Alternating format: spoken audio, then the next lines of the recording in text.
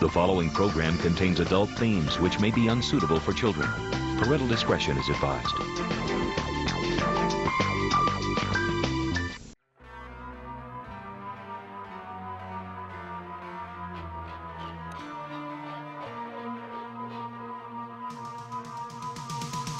In 1984, Ghostbusters haunted the cinemas and became an instant classic.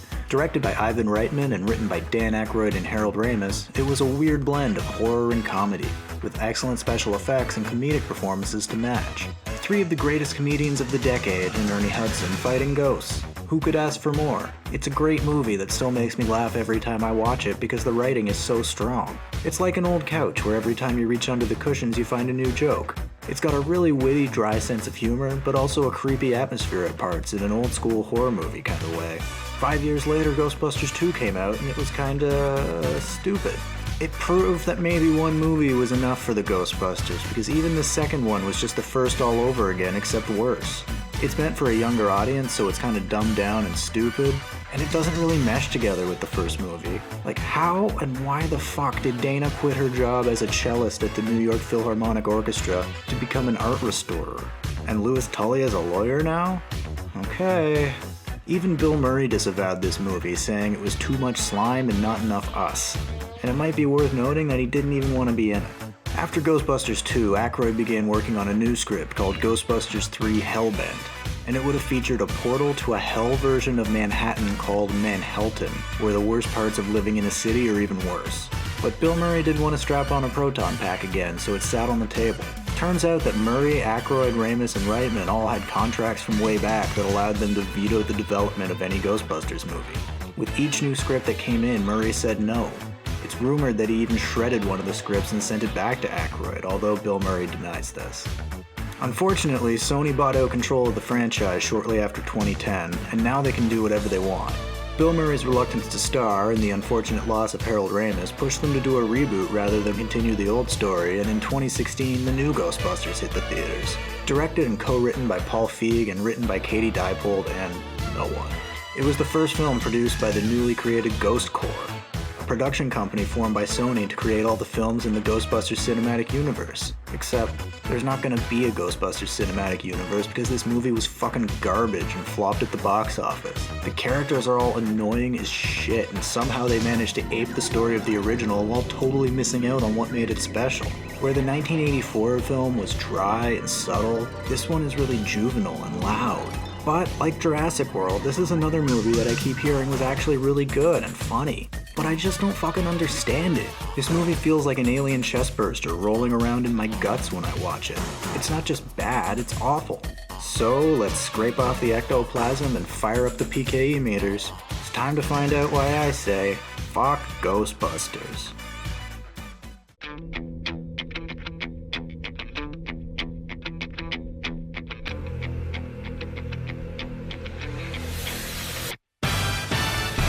Am I the only one around here who gives a shit about the rules? I'm pleased to meet you too. They all fell under her, Hans's. Don't make me destroy you. Chapter 1. The Elephant in the IRL. Unfortunately, before we actually start talking about this movie, we have to talk about the controversy surrounding this movie. Because somehow, in the year that a racist psychopath succeeded in running for president, this movie became one of the most heavily politicized things in the millennial zeitgeist. In March 2016, Sony released the first trailer for Ghostbusters to a collective thumbs down from the internet. As of this recording, it has the 7th highest dislike percentage on YouTube, directly under Rebecca Black's Friday. And there's a couple good fucking reasons for that. We're all pretty tired of these endless, pointless remakes. But Ghostbusters is the kind of movie that people really hold dear. More so than Total Recall, Point Break, RoboCop, or even Jurassic Park. People can quote this movie by heart. So when you're dealing with something that's as beloved as the Bible and you release a shitty trailer for a shitty movie, you've got to expect that people might get upset. Even from the first trailer, you could tell that it wasn't going to be at all like the old movie. It was a stupid modern comedy with a Ghostbusters paint job, and that much was abundantly clear. But there was something else, too. And to my great dismay, this played a much bigger role in the conversation in the months to come. All these new Ghostbusters were ladies, and a small but loud part of the online population had a problem with that. Most normal people couldn't give a shit, but these assholes left a bunch of sexist comments on the trailer. And this is where it gets interesting. I speculate that Sony knew that they had a turd on their hands. That's why they didn't release the trailer until so close to the actual release date of the movie. And like any responsible company, Sony was monitoring their comment sections and deleting negative comments, which is totally normal for a corporate social media page, except for some reason, they left a lot of the offensive sexist ones up so that everybody could see, and it made it look like all the opposition to the film was because of the women, which most assuredly is not the case. Nevertheless, that was the narrative that the media latched onto, and then shit turned crazy. Human sacrifice, dogs and cats living together, mass hysteria. The result was that people who cared or wanted to look like they care banded together around this movie and declared that it was important. Critics who dared speak against it were harassed, and its allies kept getting crazier and crazier until we were hearing shit like Judd Apatow saying that Ghostbusters haters are probably Trump supporters. I myself was told that I was a man baby that couldn't handle strong female characters in my action movies. Historically, action movies have been dominated not just by men, but by a hyper-masculine, super macho cartoon image of men that doesn't often leave a lot of room for strong female characters. And as much as we've been sorta getting a bit better with people like Charlize Theron and Scarlett Johansson and Emily Blunt doing awesome action roles, I totally understand the push and the desire to turn the tables on a franchise once helmed by men and get some women in there for a change. It's a noble endeavor. But after actually seeing this movie, I can't believe that this is the piece of shit that everybody decided to hang their culture war on. It's fucking staggering. Even now, nearly a year later, I want to be perfectly clear. I don't hate women. I love women. Fully 50% of my parents are women. You can think that women did a shitty job in a movie and not hate women. You can hate a movie with women in it and not hate women.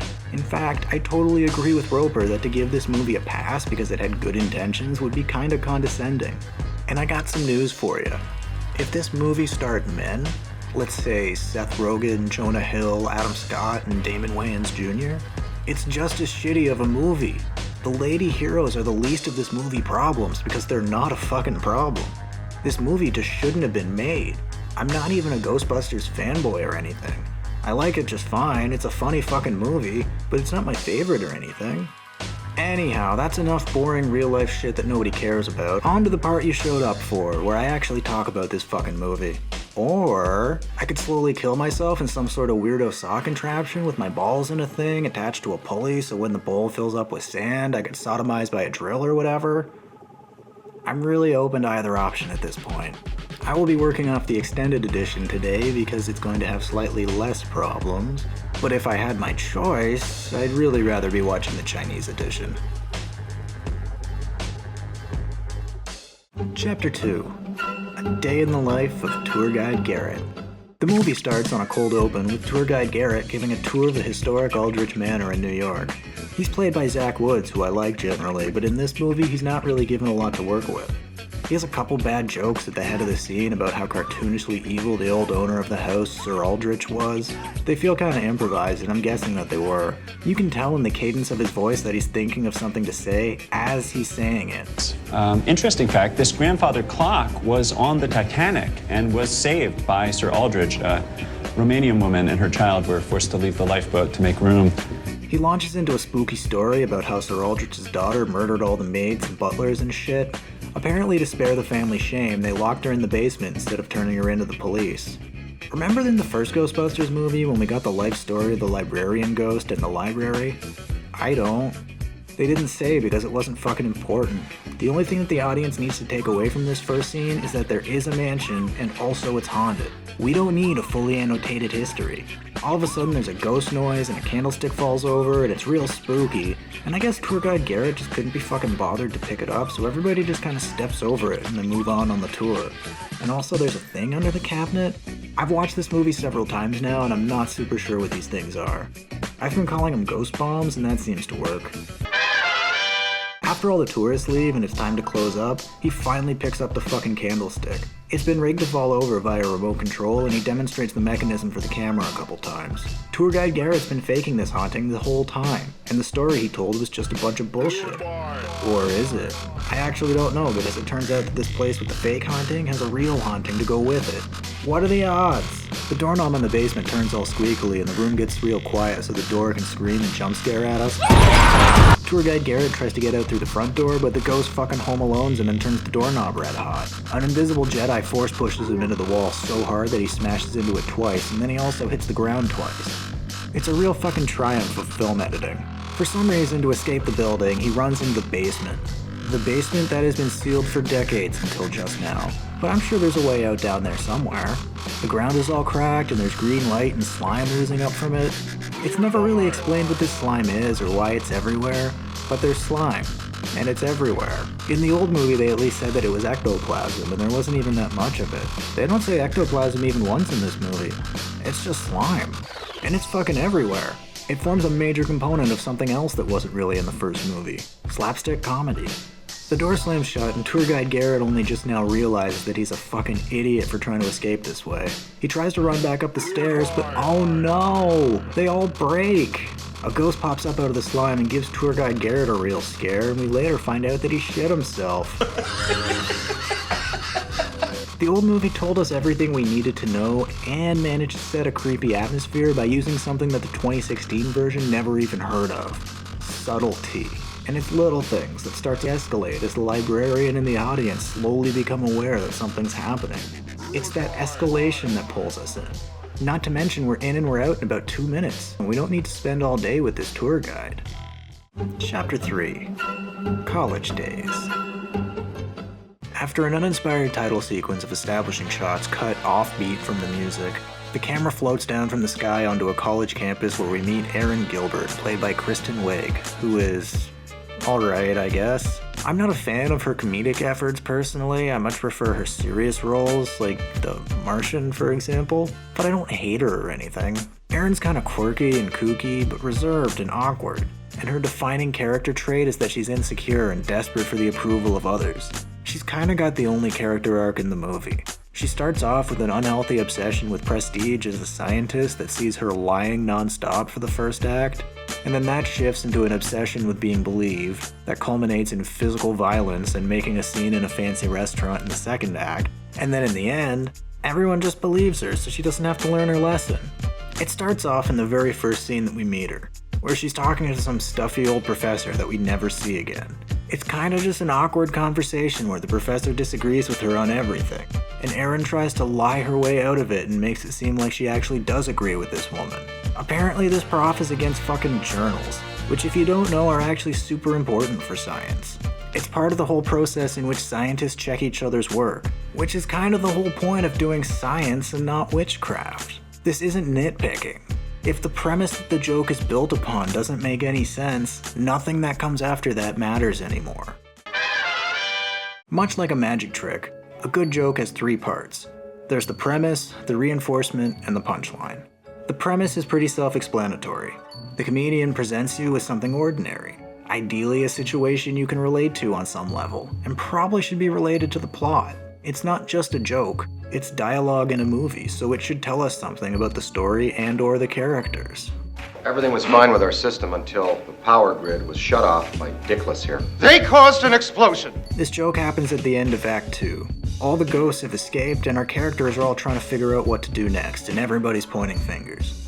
The next step is the reinforcement. The premise is extended and fleshed out, and we prepare for the punchline. Is this true? Yes, it's true. Venkman has created a situation here where our expectations make us think that he's copping to causing the explosion and taking the high road. It's a twist on Ray and Peck blaming each other. However, we're about to move on to step 3. This is the actually funny part of the joke. It should tie back into the premise, but with a little twist on it to subvert our expectations and tickle us a bit. So while something in our premise is true, Yes, it's true. This man has no dick. it's not what we expect. It's a clever bait and switch, and the old movie is full of well-written jokes like that. This new movie, on the other hand, contains a lot of almost jokes. There's a lot of silly situations, but there's rarely a punchline to really bring it home. And I think there's a simple reason why. The old movie had what you call a script. Scripts are great. It's a big old document where a writer sits down for literally weeks before they start shooting a movie and he figures out good things for people to say. Then the actors practice saying those things, and the director figures out interesting ways to shoot those things. By planning stuff ahead of time, not only can everyone make sure that their part of it is as good as possible, but it can come together and flow much more smoothly because we know how it all fits together on paper before we even start shooting. And then the editor doesn't have to put together the pieces of a puzzle that never existed. Paul Feig, on the other hand, decided to buck decades of filmmaking tradition. I guess he just figured he had 4 comedians at his disposal and they could just make up the funny as they went along. There's a lot of improvising in this movie and it shows. Yes, obviously there was a script, but to hear him talk about it, scenes had a starting point and an ending point that they needed to hit, but the rest was more or less up for grabs. And you know what you need out of the scene, we know we need to go from point A to point B.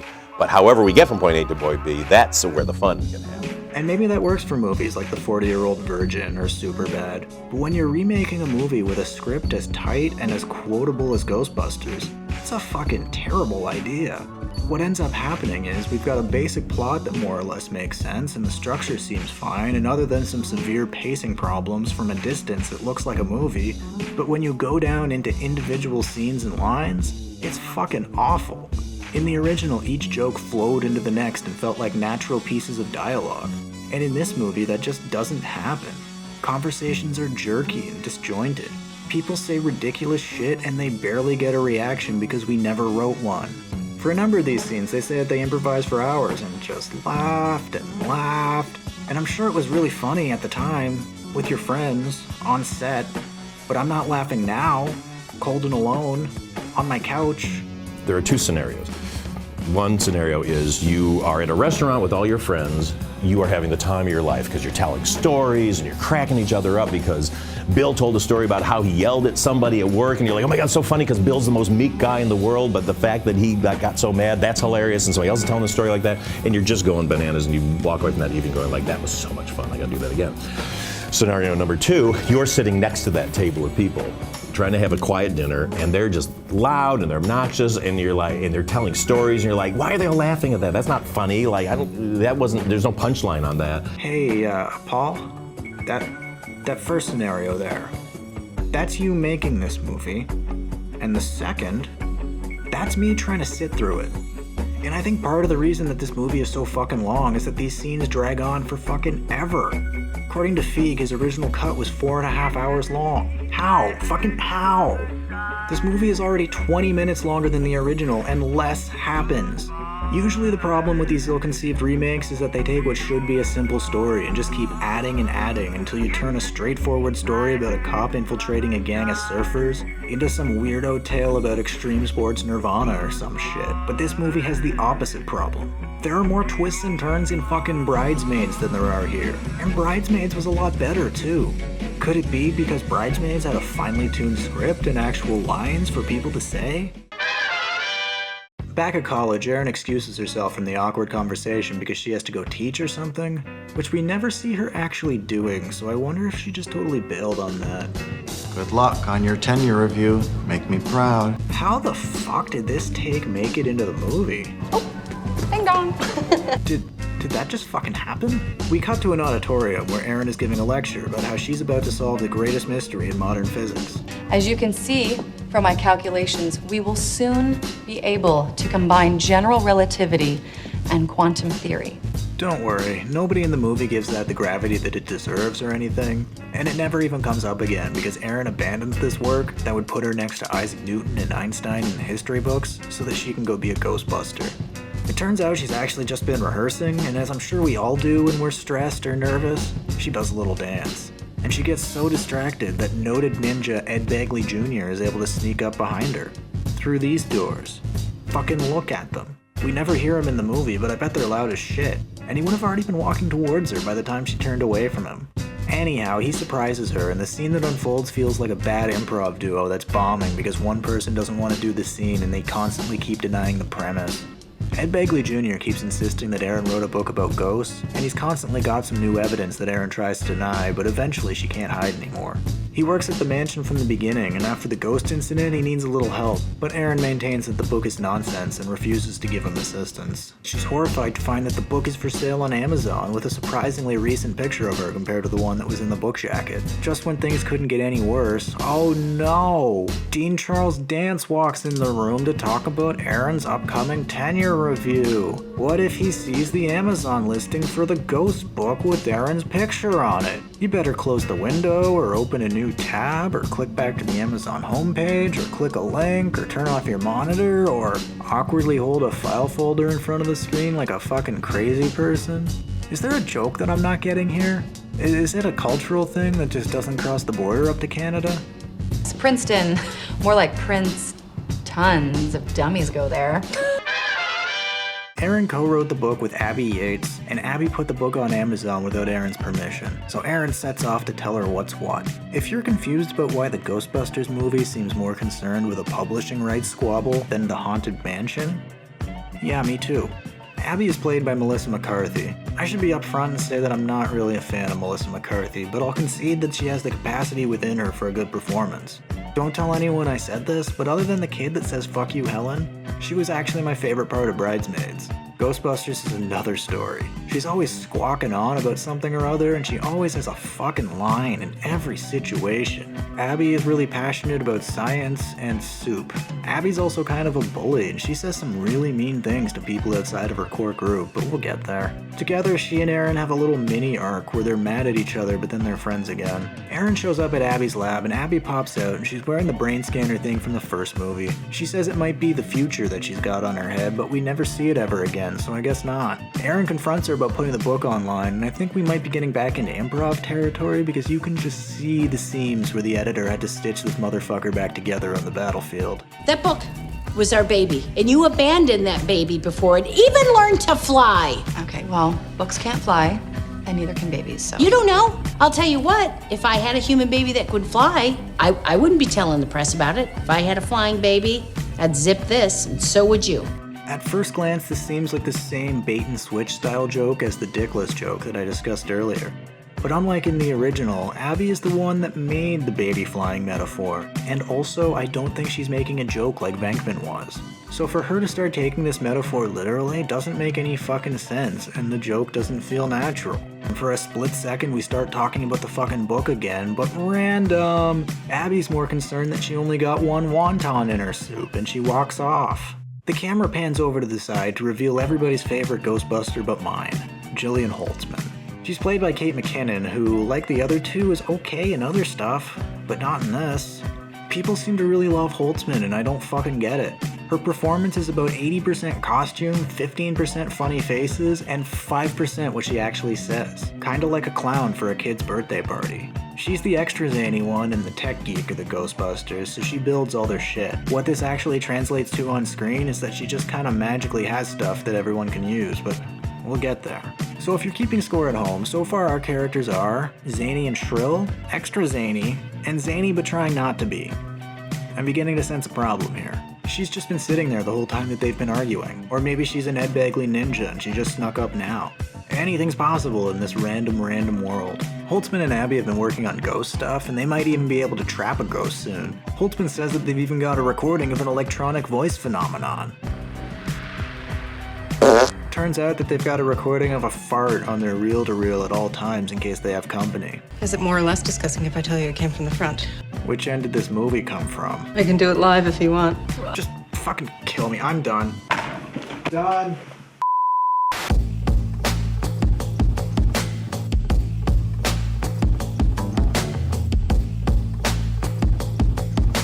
Chapter 4. Slimy First-Time Fumblings. The movie totally forgets about this stupid book plot and falls ass backwards into a ghost-related plot when Erin lets slip that she was looking into the book because Ed Begley Jr. came to see her about the haunted house. Remember that? She wasn't even gonna mention it, it was a fucking afterthought. But now the Ghostbusters are on the case. Look at Holtzman running in her wacky boots with her rolled up pants and her funny glasses and wild hair. Her wardrobe is like a joke that you don't even have to write. They arrive at Aldrich Mansion, and there's just something super familiar about this music, but I can't put my finger on it.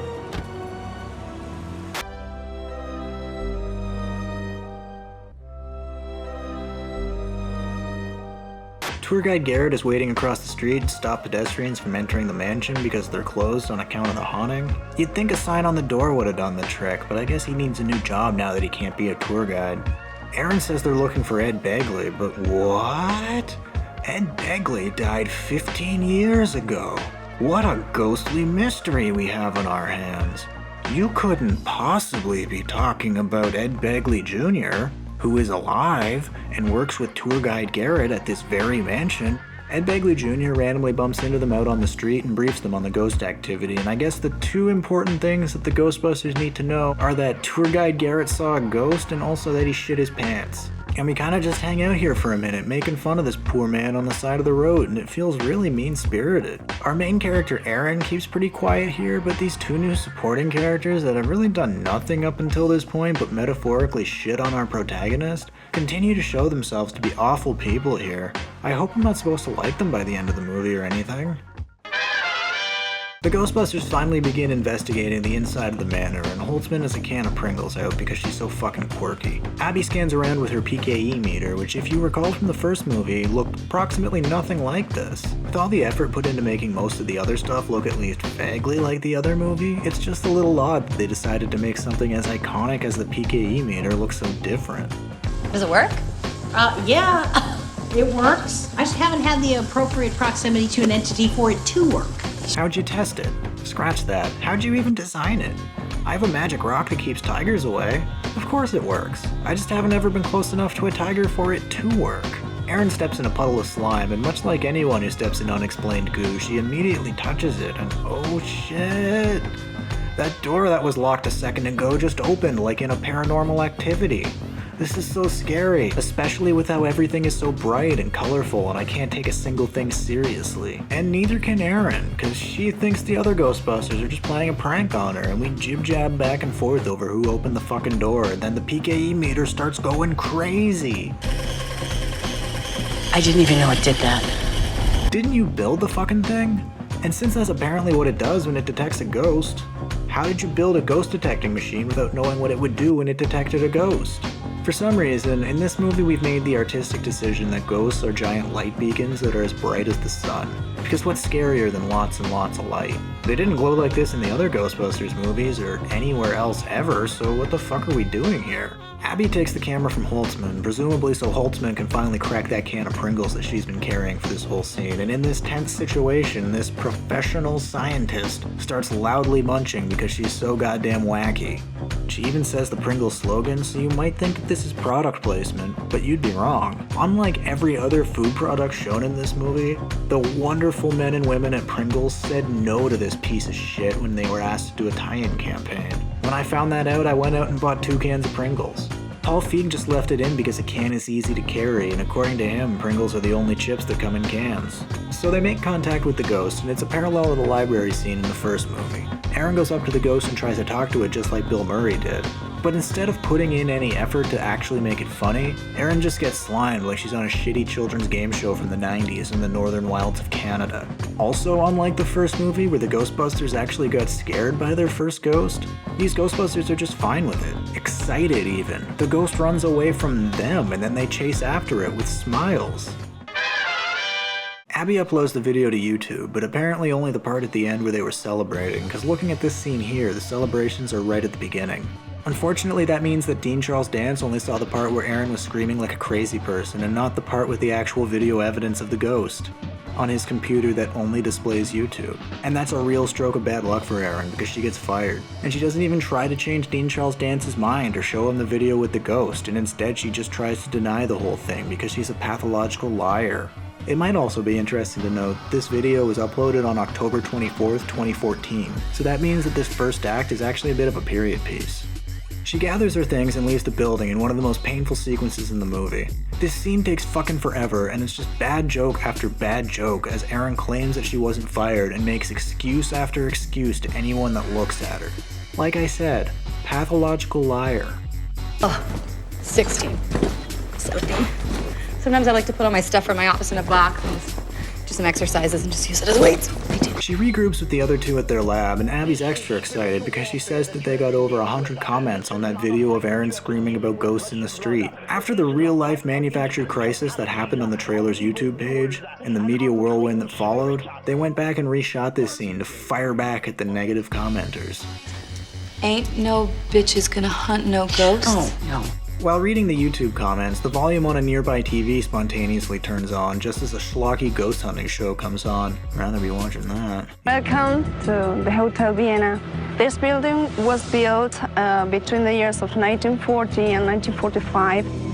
Okay. We were told that possibly Adolf Hitler himself came here to escape from Germany. In a movie that was well written, actually scratch that, in a movie that was written, you might expect these guys to be like a foil to our Ghostbusters, and then in the end we really show them up and they get their comeuppance and it's a fun moment, but this is literally as far as we take it. Abby convinces Aaron to join the crew, because I guess we all made up and buried our hatchets while I wasn't looking, and they go up to see the dean of this school to ask for more money, and unsurprisingly he doesn't want to give them funding to study ghosts. If only they had some sort of proof, like a video or some data collected by instruments or something, but where would they get something like that? Not only does he not give them extra funding, but he shuts down their whole program. It's fucking awesome to see Abby on the receiving end for once, even if it means we have to suffer through some bad jokes about how this dean spells science with a Y. I have 2 words for you. Let me guess, get out? No, he's gonna say suck it. He's not gonna say suck it. Suck it. And then he starts flipping them off in a whole bunch of fun and creative ways. This movie is a real classic case of who is this for. It's got the look and the sense of humor of an after-school Disney show, but on the other hand, this movie is crass enough that I wouldn't show it to a child young enough to enjoy it. And don't get me wrong, swearing is fucking great, I love that shit. But maybe when the rest of your content is so juvenile, maybe we don't need a scene where the dean flips off the Ghostbusters 4 or 5 times. But the most offensive part about this scene is that the Ghostbusters just kind of sit there and take it. Is that what women should do when a man is berating them, Paul Feig? And so they leave this school with a bunch of equipment, and Aaron is all fired up about a new phase in the research and joining the team and catching ghosts, but did we just forget about the money? Your program has no funding. I'm assuming it costs money just to house all this gear that you've got, let alone get paid to study with it. The gear turns out to all be stolen, because I guess we're doing a Seinfeld type of thing where these people are so amoral that you would never want to hang out with them in real life, but you're having fun watching, so it's okay. But I'm not having fun watching, so it's not okay. Chapter 5. No Boys Allowed. On the other side of the city, in a subway tunnel, we meet the loudest of the Ghostbusters, Patty Tolan. She's played by Leslie Jones, and unlike the other 3 comedians of our main cast, I can't say I've ever enjoyed her in anything. Her shtick seems to be yelling and delivering lines with the same awkward cadence as Vin Diesel. Patty is the street-smart Ghostbuster who knows a lot of random factoids about New York buildings because I guess she reads books. Not for nothing, it doesn't come up a whole lot. She starts her story in a fare box working for the MTA, and she must be new because she's trying to start a conversation with every fucking person that walks by. Eye contact or not, and never in my life have I seen a fare box operator doing that. And there's a good reason why. It's not because you're bothering people or they're in a hurry. It's because sooner or later someone's actually gonna stop and talk to you. And those are the fucking weirdos you gotta watch out for. When the 4th cataclysm begins, laborers, such as yourself, will be among the last led to the butchery. Meet Rowan, played by Neil Casey. He does a reasonable job chewing the scenery, but I'm probably only saying that because he's a man and has a dick like my dick that I also have. He's the villain in this movie because unlike the other Ghostbusters movie that were both about some ancient evil getting roused from its slumber, this one has a human villain and he's a domestic terrorist planning a major attack in New York City. Wait, fucking seriously? That's way less cool than an ancient evil, but okay. When Paul Feig closes his eyes and imagines a person leaving a negative comment on the Ghostbusters trailer, I genuinely think that this is what he sees. A chubby, morose, pasty-faced weirdo, with odd hair on top and questionable hair on his face, and no fashion sense. The only thing we're missing is a fedora, and our stereotype would be complete. Patty watches Rowan climb onto the tracks on a security camera, and then she leaves her box to go get him. Is she the only person that works here? Unsurprisingly, he's gone by the time she gets out there, but she does find the ghost bomb and also a ghost that he left behind. Rowan works as the sole janitor at a hotel in Times Square. He talks to himself in the mirror and runs down a checklist of ghost bomb locations, and then he congratulates himself and gives himself advice. So at first I thought he was going to be possessed or something, but I guess that's just too interesting for this fucking movie, and he's just a weirdo that talks to himself in the mirror.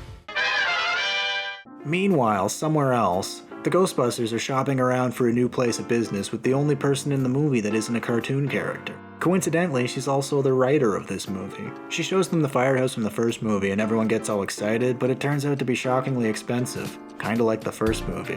Except this time around they actually can't afford it, presumably because they have zero income stream and nothing in the coffers. We'll take it. Great. The rent is $21,000 a month. Fuck you. Excuse me. Anyhow, they settle on the very next place that they're shown, which is a disused Chinese restaurant that sits above another Chinese restaurant. Ordinarily, I'd chide the movie for not having 3 places that they check out because that's kind of the rhythm that you want to hit as a writer, but that would make this movie any fucking longer than it already is. The human brain likes it when things happen in 3s. I don't know why. Groups of 3 can make a slogan catchier or a joke funnier. In fact, this movie generally follows the rule of 3 with its jokes to a predictable fault. Erin is wrong 3 times while she's talking to the professor. Erin lies 3 times to Ed Begley Jr. in the book scene, etc, etc. Except here. They could have checked out a couple bad places. It could have been funny. Coincidentally, they're now above the restaurant that Abby orders her shitty soup from. In fact, she just got some more soup, and it's also shitty and took a long time to get to her, just like the last. Did you know that there are literally hundreds of places in New York City that deliver wonton soup? Order from anywhere else. Nobody's been fun and quirky for about 30 seconds, so I guess it's time for a dance scene, and it's not the last. Holtzman acts crazy and Aaron acts awkward. This is just fucking dead weight. Am I supposed to be laughing at how crazy and awkward they are? Because I'm not. Hate to barge in. She loves it. Is that by DeBarge? I thought it was Devo. I don't think I've ever seen a movie immediately explain a joke to the audience like that. But I guess when your target audience is mostly there for farts and Melissa McCarthy falling down, you might have to talk down at them a bit when the high comedy like puns roll around. Call me crazy, but if we're trying to honor those movies and do a good job with the remake, I think we should be hewing closer to the feel and the style that made those movies so great. That made that first movie so great. And it's all about to get a whole lot fucking worse because it's time to meet Kevin. Kevin, played by Chris Hemsworth, is the Ghostbusters' soon-to-be secretary. He's exceptionally attractive, but I'm pretty sure he's mentally handicapped. We never really come out and say it, but this is not a normal functioning adult human being. I struggle to think of how he survives day to day without a caretaker. And that's pretty much the punchline to any joke that he's involved in. Either that he's hot or he's stupid. They bring him in for an interview, which turns out to be another super long and painful scene. It's another heavy improv scene with jokes just thudding to the ground, left and right. Eventually we get to the much lauded Mike Hat bit. Anytime one of the other actors is talking about Chris Hemsworth's improvising, they all seem to mention this joke as the standout piece. Would it be okay if I bring my cat to work sometimes? He has major anxiety problems. You know what? I would love to let your cat live here with you, but I have a pretty severe cat allergy. Oh, I don't have a cat. It's a dog. His name's Mike Hat. Your dog's name is Mike Hat? And Mike Hat. Your dog's name is Mike, last name Hat. Well, his full name is Michael Hat. I can't say that I'm allergic to dogs, so... Yeah, that's all right. He lives with my mum. Apparently, this barely conscious Adonis also does some web design. Even though later we see him having some major misconceptions about basic computer usage, but okay. So he's got some logos, and one is a perfectly drawn 7-Eleven logo, because why bother trying to be subtle at all when cramming products into your movie? Just put a giant logo front and center on your Sony computer. The other logos he shows off are a crudely drawn ghost and some other thing made out of clip art. So is he good at making logos or not? Nothing makes sense. The Ghostbusters want to have a little powwow, so they send Kevin off, and he says he won't listen, so he covers his eyes. Because he thinks that he hears from his eyes. And then he accidentally hits a gong and covers his eyes again to block the loud noise. This is fucking aggravating. It doesn't make sense. I don't care how stupid you are, you know that you don't take in fucking sounds through your eyes. Children can figure that out without being told, and they're notoriously stupid. So I guess now's as good of a time as any to talk about something that I'd really rather not. Gender. Before we go any further, I suppose the equipment between my legs necessitates that I mention that it would take a lot more than this to actually offend me. I just think this is all interesting to note. I mentioned earlier that they went back and did that comment scene as a reshoot, but the really interesting thing about that in my opinion is that even outside of that scene, the whole rest of the movie seems to have been crafted as a preemptive strike against a really simplistic cartoon image of a male Ghostbusters fan and men in general. Personally, I always liked ideas I'd heard about men and women Ghostbusters working together, because I feel like as a society, that should kind of be where we're at, but I get that there's a certain catharsis in pulling off a full gender flip like this. The problem, I guess, is once you look past our main four. In the original movie, you really couldn't split this line between the genders where one side was entirely positive and one side was entirely negative. But 30 years later, that's definitely a problem here. Every man in this movie falls into one of three categories. You've got your nebbish weirdos, your idiots, and your stuffy old guys. The old guys are mostly okay, but overall it's not really a positive vibe given towards men in this movie. And when all of the women are either our heroes or smart, capable career women, it seems like a really immature approach to me. When every character of a certain group is given such a negative portrayal, you might say that this movie has some really simplistic and facile things to say. Our Ghostbusters are constantly given paper men to knock over so that they themselves look good, and Kevin is a real shining example of that. The easiest direct comparison to make is Janine versus Kevin, and you can really see the issue in microcosm here. Janine was smart and sassy. She didn't take shit from anyone. She didn't give a fuck what the Ghostbusters thought of her. She felt like a real character, and she had some great jokes where we were laughing with her and not at her. Dropping off or picking up? Dropping off. Just a moment. Kevin, on the other hand, is none of the above things. He's a cardboard cutout for the Ghostbusters in the audience to alternately lust after his looks or laugh at his incompetence. He's not a character, he's just a clown to say random stupid shit and constantly seek approval from the Ghostbusters, only to be cut down every single time. Believe me, I wouldn't be talking about this for a fucking second if it wasn't so obvious and juvenile. But I guess Paul Feig is a real bone to pick with half the population.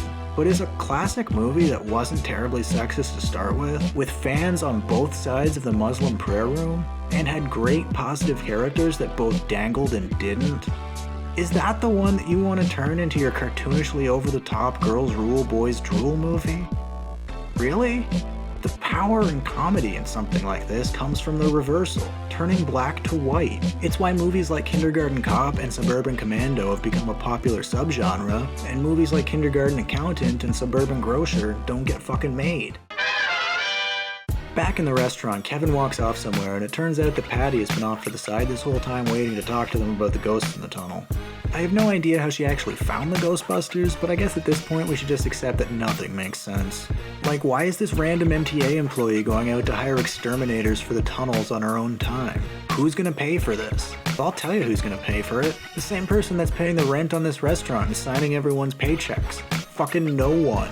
Despite the whole starting a business angle being a pretty big part of the original, I can't help but wonder if even this feminist epic is just a little bit sexist. And someone thought that breadwinning might be too traditionally masculine for these Ghostbusters, so instead they're given the much more woman-associated conflict of needing to be taken seriously as professionals. Money and customers aren't even the tiniest issues in this movie. Chapter 6. Sloppy Subway Seconds. Down in the subway tunnels, Patty is doling out some other random factoid about how there used to be a jail or something above these subway tunnels. I'm sure you'll be happy to know that these factoids are one of the many things in this movie that come in threes. This movie is such a paradox of off-the-wall improv and by-the-numbers rule-based writing that it's actually kind of hilarious. They come across a graffiti artist who hangs out in the tunnels a lot, and he says that he's seen a ghost down here. He spray paints a picture of the ghost he saw on the subway wall, and Patty gets mad at him. I don't want this ghost on my No wall. ghost. Let me fix this then.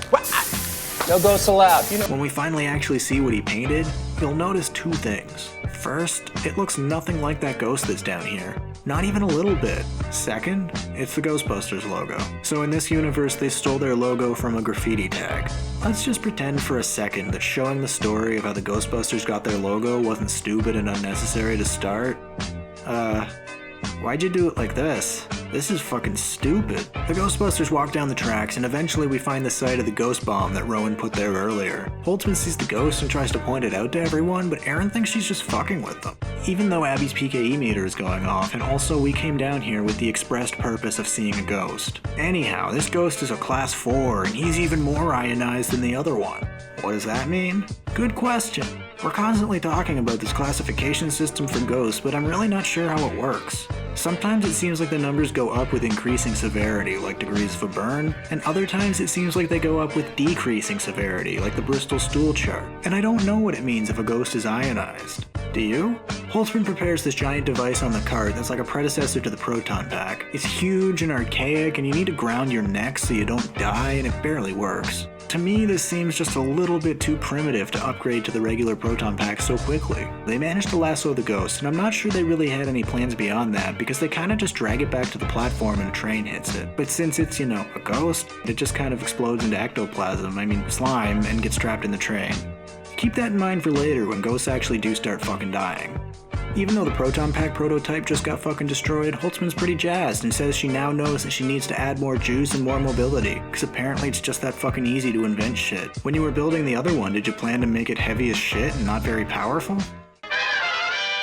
Back at the restaurant, Aaron is watching a YouTube video of the encounter in the subway that was uploaded on April 25th, 2016. Which means at some point since the scene with the other YouTube video, a fucking year and a half went by while we weren't looking.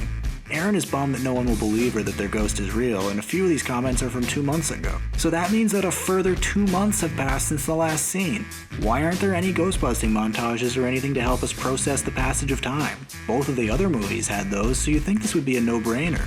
Kevin drops off a cup of coffee for Abby, and she asks if he remembered to put sugar in. Since he's beyond stupid, he sips the coffee to check, but he hates coffee, so he immediately spits it out everywhere. Now Abby doesn't want it, but since Aaron's dying to fuck Kevin, she jumps at the chance to drink his spittle. 'Cause feminism. Patty's been hiding off to the side again, just waiting for her moment to reveal herself, and for some reason she quit her job at the MTA to force herself onto the Ghostbusters. The Ghostbusters, which, so far as I'm aware, can't pay her because they've spent the last year and 8 months not making any fucking money, they're making much progress at all in actually catching a ghost. Winston, on the other hand, was responding to a want ad because the original Ghostbusters had too much work, and business was booming, because that movie had a story that made sense. They decide to let her join because she knows a lot about New York, which comes up exactly one more time, and also she can borrow a car from her uncle, which seems like a really shitty and superficial reason to let her be a Ghostbuster. You didn't disclose that the vehicle was going to be a hearse. I'm sorry, my uncle owns a funeral home, not an Enterprise rent-a-car. The delivery on that line makes me cringe. Somehow we start wondering if there's a corpse left in the back of the car, because that makes sense. Holtzman actually gets kind of excited at the prospect. I can think of 7 good uses of a cadaver today. What does that mean exactly? Like the way she stresses the today part, I think that's supposed to make it extra funny, but I guess I don't get it. Are uses for a cadaver tomorrow less funny? I'm willing to bet that this line was never written down in any script. It stinks of bad improv. Back at the hotel, Rowan is flagged down by someone who looks like they live there, like it's not actually a hotel but a condo building. Maybe she just brings her cat statues with her everywhere. She's having a problem with slime leaking out of her ceiling. She got some of it on her and thinks she's got a rash, and for some reason she thinks it's appropriate to ask the creepy janitor to check it out. He pulls down her robe to reveal the rash, but it's not a rash, it's a ghost, and it swells up to the size of her head, but I guess she just doesn't feel it. But I assure you, whoever is responsible for this will be flogged within an inch of their life and then left in the street to die like a pig. That's a good way to keep your job at the hotel that's super central to your evil master plan. Mrs. Potter is understandably perturbed by this, so instead Rowan offers to send up some cream, but what the fuck is cream gonna do to the ghost in her back? And why is a janitor getting cream sent up to her? In Rowan's janitor's closet, he's got all these ghost mirrors set up, and they're not hidden or anything, so I guess nobody comes in here ever, and he's the only janitor for the whole building. I'm not sure what the deal is with these mirrors, if they're like magic mirrors that see into Ghost World, or if ghosts are trapped in the mirrors, or what. I guess one of the ghosts trapped in the mirror let the little devil ghost out and put him into Mrs. Potter's shoulder, but the whole point of Rowan's evil plan is that the ghost can't escape Ghost World without his magic ghost bomb, so what the fuck? I added a booster using microfabricated radio frequency quadrupoles to speed up particles before entering the DLA device. Wow. Wasn't that satisfying? All that shit meant something to me. Important thing is, after a year and 2/3 of ghost busting, they finally have the actual tools necessary to bust a ghost. Since it's been a few minutes since we had any mindless physical comedy, the Ghostbusters head down to the alley to test out the new proton pack. This one has kickback for some reason, even though that was never a thing before. Anyhow, Abby fires it up and it rockets her all over the place. Did Holtzman not test this out herself beforehand? If it's shooting Abby around like this, it would knock Holtzman into fucking outer space. I'm noticing a continuing pattern here where she doesn't want to test her dangerous inventions herself and instead gets her friends to be guinea pigs. Which is kind of fucked up if you ask me. She's doing a marvelous impression of a deflating balloon. We just gotta let her ride it out until she's out of juice. Yeah, good luck with that. Power cells have a half-life of 5,000 years. The Ghostbusters order up some Papa John's pizza after a busy morning of testing the proton packs, and we learn the story about how both Aaron and Abby were losers in high school, and Holtzman makes a lot of funny faces along the way. Aaron tells the story about how she saw a ghost when she was 8, but how? Once again, the fucking plot of this movie is that you need a device to break them out of Ghost World. But why bother making shit consistent when it's just a stupid movie about slime, right? This story defines Erin's conflict in the movie about how she needs people to believe her about ghosts. By extension, it becomes everyone else's conflict too, because I guess they don't have much going on. Abby and Holtzman want to catch and study a ghost, I guess, so that feeds into Erin's shit, and Patty's curious. I actually don't know why she's here. I guess the script just needed a fourth Ghostbuster. Even though this is what drives Erin within the movie, it doesn't cause her to grow at all. It would have been a bit of an arc for her if at the end of the movie she realized that it didn't matter what everyone else thought, as long as she knew what was true. But that doesn't happen, and she's perpetually stuck back at square one. The only change she really makes over the course of the movie is that she becomes friends with Abby again, which just kinda happens without any attention paid to it. Abby comes back with a photo of her and Aaron in high school doing some presentation, and they wind up doing this presentation for Holtzman and Patty. Luckily, this second dance scene is also an exposition scene, and it contains some very relevant information about the movie. We learn about the barrier that prevents ghosts from coming to Earth, except when it doesn't, and that if we don't protect the barrier, then mankind will end. And that's pretty much it. It's actually really short. I bet they failed the project back in high school. The TV spontaneously turns on again, and this time the Ghostbusters are on the news, and everyone is calling them phonies. This is where Bill Murray gets his cameo as the famed debunker Martin Heiss. I don't think I'm going out on a limb here when I say that Bill Murray probably didn't want to be in this movie. He didn't want to be in Ghostbusters 2, and then after that he spent 21 years trying to stop this movie from happening. Not to mention his performance is the definition of phoned in. He thinks the Ghostbusters are fakes, and like any good debunker, he offers up no explanation or counter evidence. As a character, he's totally pointless. What you want here is to have Dean Charles Dance be interviewed on the news about it, so that he becomes a continuing antagonist for Aaron and company. They bring him on the news later, so why not just interview him here too and condense these characters into one? There's no reason that Dean Charles Dance couldn't have been the famed debunker.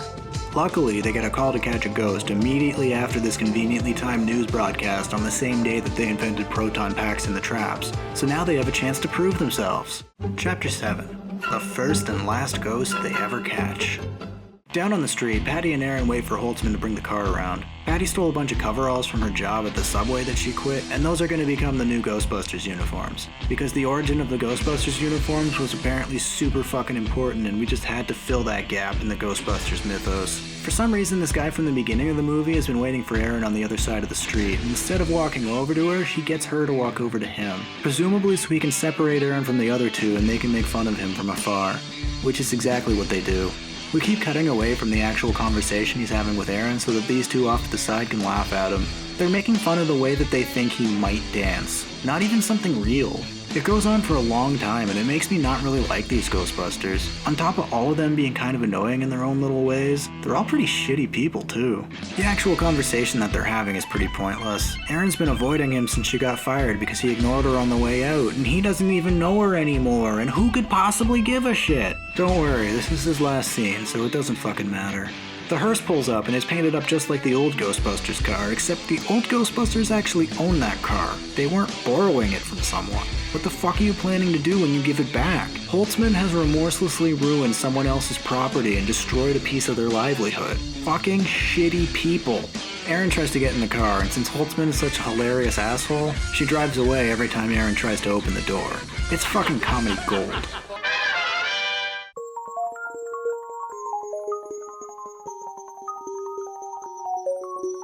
They meet up with Jonathan, the theater manager, and he beckons them inside and tells them the scary story of the ghost that's down here, and it's hard to take it seriously at all because like everywhere else in this movie, even this basement is pretty bright and colorful. He mentions that he has a very disturbing scream, so put that in your back pocket because I'm guessing that's going to come up later for a really funny joke. Thought this was going to be like a book club, play some Stevie Nicks albums, you know. Because I'm telling you right now, if I see two twins from The Shining, I'm going to pass out. Why would you quit your job for a book club, Patty? And why didn't she totally expect that there might be ghosts involved in this ghost hunting group that she approached to help her with the ghost that she saw? She comes across a bunch of mannequins and the ghost is inhabiting one of them, so it comes to life and follows her down the hall. And I think this is supposed to be a little creepy with the way they do the music stings. But I tell you, and they do everything you'd want to do if you were making a creepy scene, except it's really bright and colorful, so the effect is kind of broken. The mannequin chases her into the room with the rest of the Ghostbusters, and then they stand there looking at it, and it looks at them, and everyone just kind of hangs out for 10 seconds before they even draw their weapons. They strip away the mannequin with their proton beams, but for no reason the ghost underneath is totally unaffected by them, and it runs away to the worst metal show on Earth. Drag you away from the shore. Looking for more. You want some more? Also, it's a dragon ghost. What's the deal with that? At the manor, there was the ghost of the woman that lived there. In the subway was the ghost of an inmate that was executed in the prison above. Did someone slay a fucking dragon at this theater? I think those machines are making them stronger.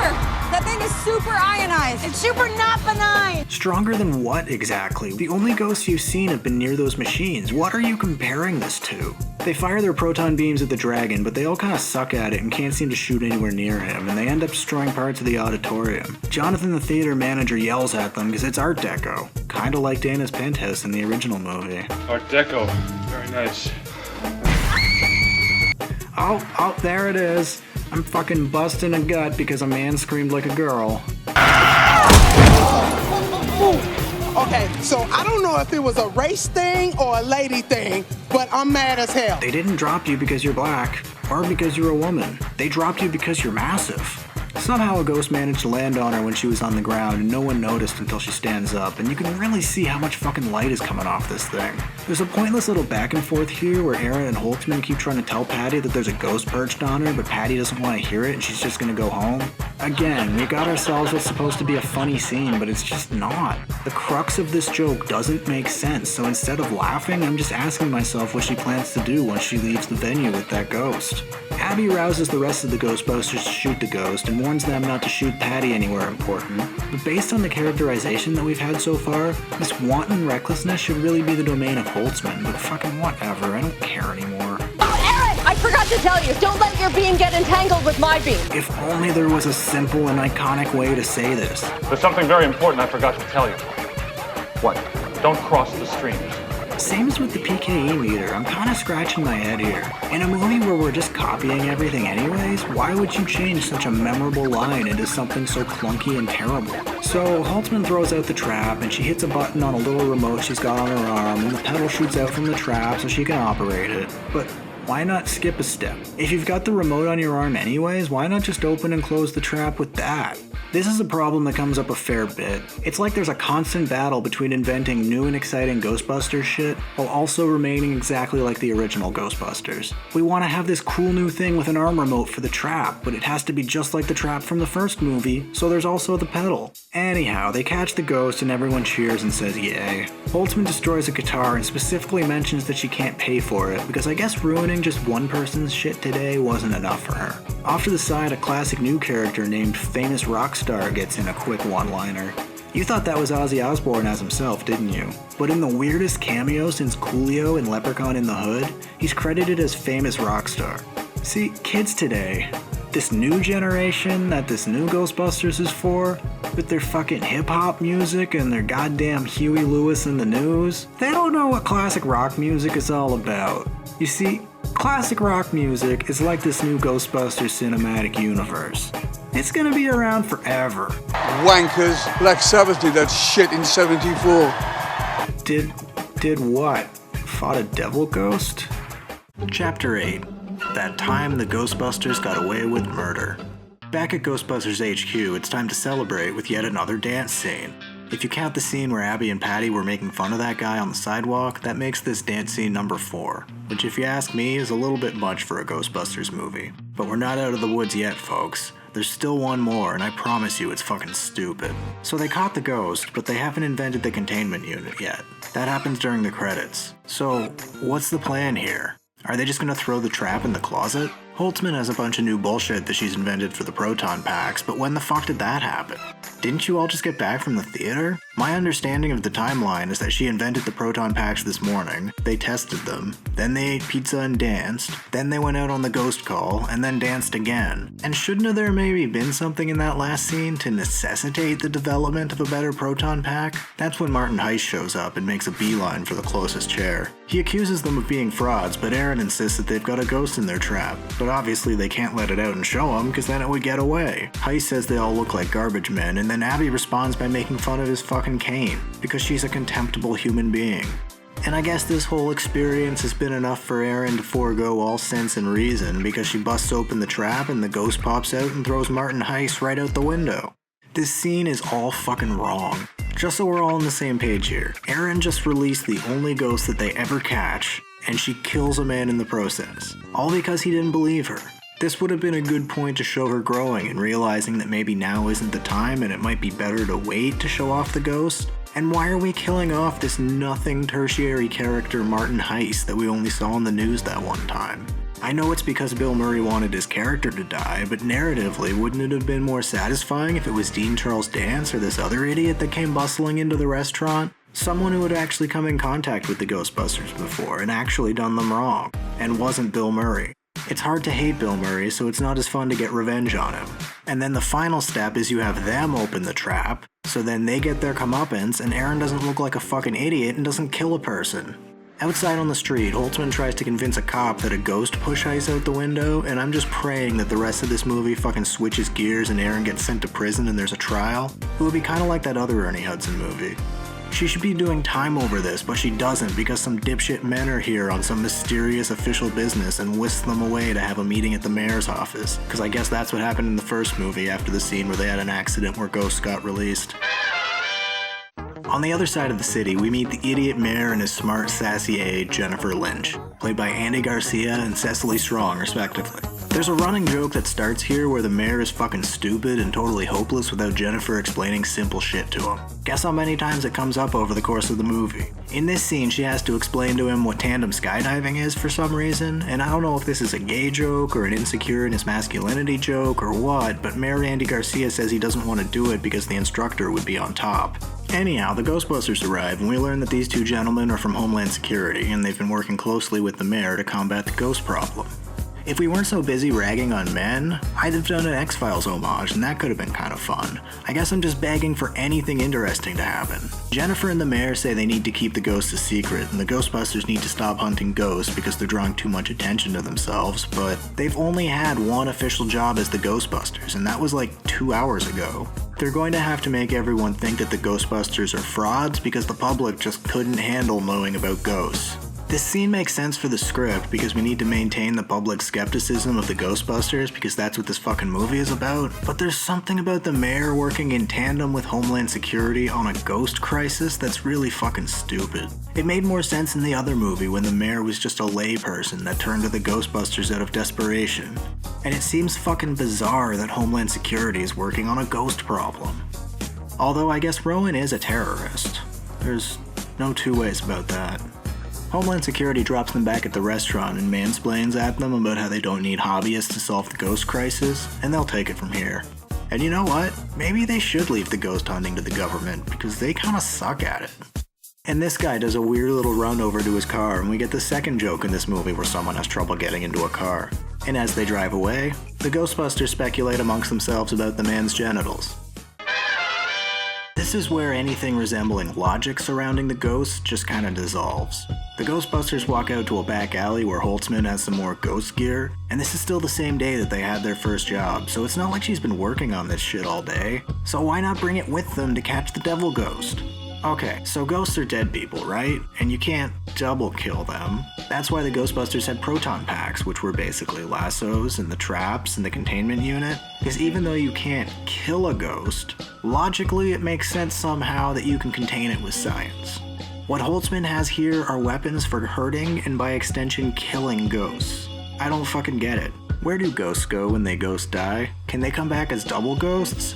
If you hurt a ghost, can it heal? Or is it just fucked? Did nobody take a step back to ask if this made any fucking sense?